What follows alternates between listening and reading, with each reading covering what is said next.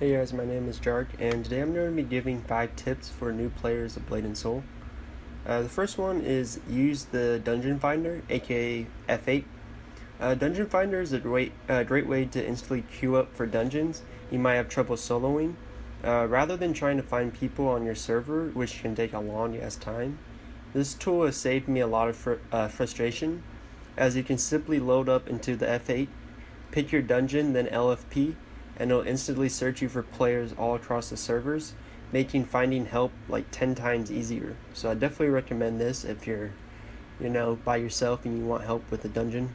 Just definitely go to the Dungeon Finder. The next thing is stop doing side quests after like level 20. Side quests in Blade and Soul are pretty terrible, and after about level 15, level 20, there's literally no need to even do them. The storyline quests will level you at a good pace. Along with you doing your daily dungeon quests, you'll be kept at a good level. So save yourself a lot of time and skip the useless, side quests. You don't need to do them. Number 3 is joining a guild in Blade and Soul. It's actually very important to your character's progression. Not only does it have the obvious benefits of letting you meet new players and possibly group and work on dungeons together, it also gives you a lot of great boosts and discounts. For example, upgrading your gear is at a reduced cost when in a guild. You also get boosts for PvP and peaches, which is for endgame content, but nevertheless is still important. So do yourself a favor and find a good friendly guild. It will set your character up for success in the future. Number 4 is pick the right class. Many people pick the top class, or meta ones as people call them, just to be strong in the game.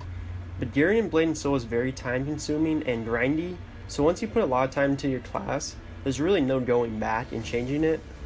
So take some time and find class that you really actually enjoy playing, as making another ult and fully gearing that one all the way back up is going to be a real pain. So take some time, find a class that you enjoy and you want to play, not what's meta, because a lot of times classes will get nerfed or changed, or another class will get a big buff and that will become the next strong class.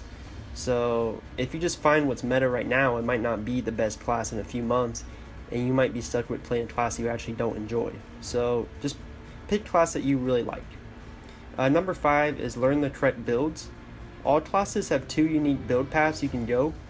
For example, Assassin has Lightning Shadow build, Warlock has Frost and Shadow build, and Blade Dancer has Wind and Lightning. Blade Master has Fire and Lightning, just some examples. So put some research into which build is stronger, and make your questing and doing dungeons that much easier.